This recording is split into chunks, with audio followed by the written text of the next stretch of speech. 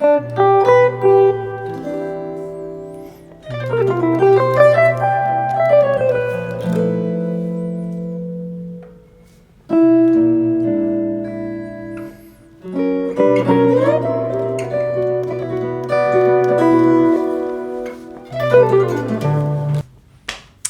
what's up? If you're here, I guess you love music, but maybe also guitar. Now, what I want to talk about today is 5 tips, 5 points that really help me and are still helpful for me to progress with music. This is applicable for really beginner guitar players, but also for people that are more serious about the craft. All right, let's just dive into it. 1. Practice music, don't practice practice.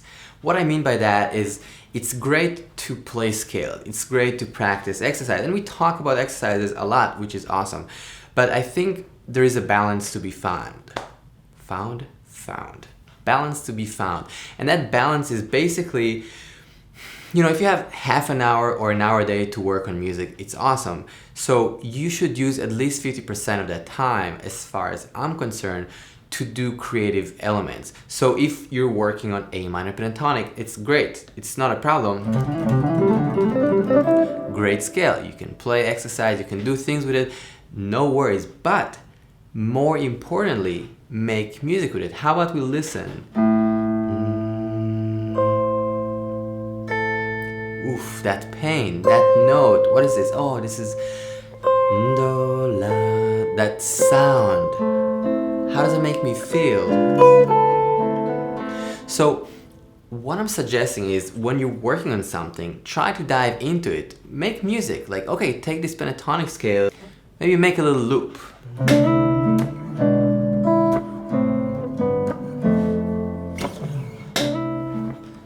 Play something, like try to make music, not just running the scale up and down.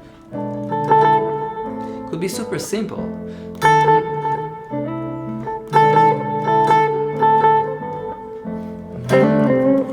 The point of this conversation is making sure that you are making music every day. So we get good at what we do. If you want to get good at making music, you have to make music. You can't just sit in the practice room and practice scales and shapes all day, which I find more and more people do that, and I'm just a little upset about it. I'm not upset, I'm just alarmed, because we're making this effort to figure out things, to make music, to make art. So do it. 2, shorter sessions. So I don't know, for me, when I start playing guitar, sometimes I would tell myself, okay, now 2 hours of C major scale. Okay, it's fine. It's not the most useful thing. I think it's better to play for 15 minutes to really freaking focus, listening to every note and experiencing the pain and beauty of music. How does this make me feel?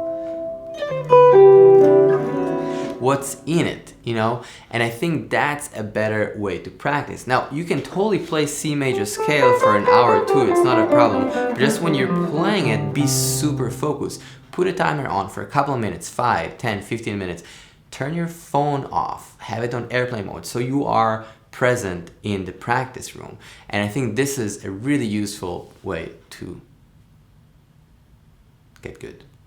Oh, and please, there is a new album coming out now for real. So the full album is dropping October 22nd. It would mean the world if you could pre-save it. And if you like vinyls, there is a vinyl as well. I'll link the link.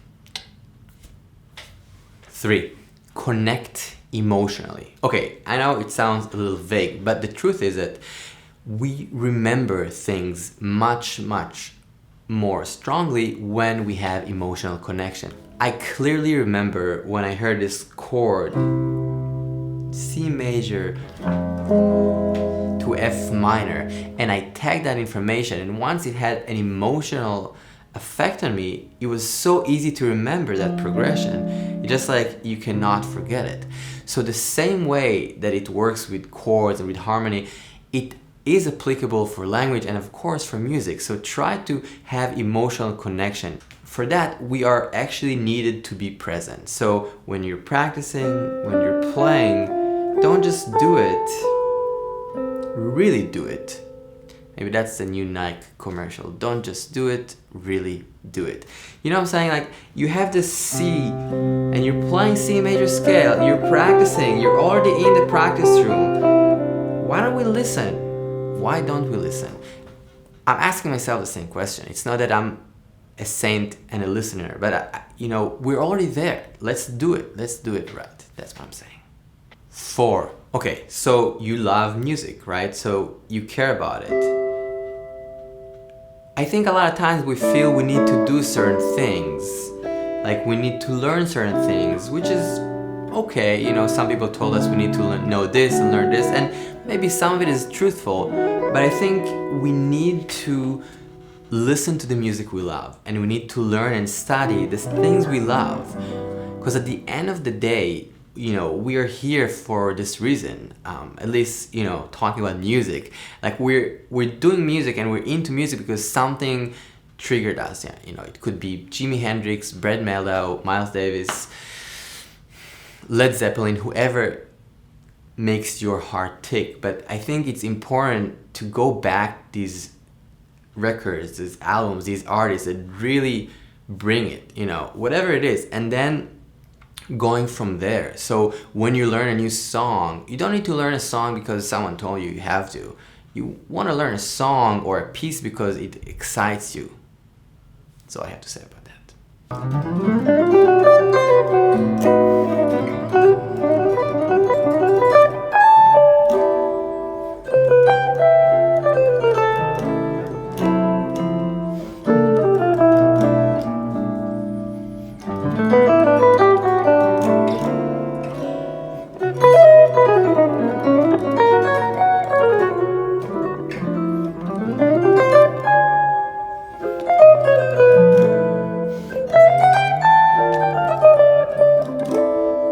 5. This is the last point for this video. I think 2 things that are super crucial when we're working on music is time and rhythm. I guess that's one, okay? One thing is time and rhythm, like just rhythm, okay? We call it rhythm. The second thing is people. So I think interacting with people. The reason I'm doing it as 1 point is because I said 5 points in the beginning of the video and I realized that I have 6. So, okay, time and rhythm. Basically, a lot of the styles that we love, and I suspect you're into as well, is in time. So rhythm is a huge part, maybe the most important thing in music. So when you're practicing, be aware of that, feel it internally, groove with it, listen to the music in a very physical way. I think that's really helpful. And people, hang with people, go to see shows, play with people. This is a lot of times interactional kind of style, right? When you're playing rock, when you're playing jazz, when you're playing blues, a lot of these improvised music, there is information going between a few people at the moment that they're playing it, and that's really hard to substitute. Again, we can practice and we can learn a lot of things, but I think, again, we are getting good at what we do. Try to create a situation where you're doing what you want to do. Alright guys, thank you so much for listening. I hope this was helpful. I don't know, I just feel sometimes we need to talk about these things from a general perspective and not dive into the nitty-gritty of the music, which is awesome, and I love talking about it and practicing and all that, but also we need to have this like bird's eye look that what are we doing, how are we going about it, and sometimes these small points really make a huge difference. And I'm trying to kind of share my experiences and things that help me progress and are still helping me. When I'm saying turn your phone to airplane mode, yeah, that's what I did this morning. It's helpful. It's like, okay, just a little bit off, a little bit in the music and not everywhere. All right, I'll see you guys very soon. Peace.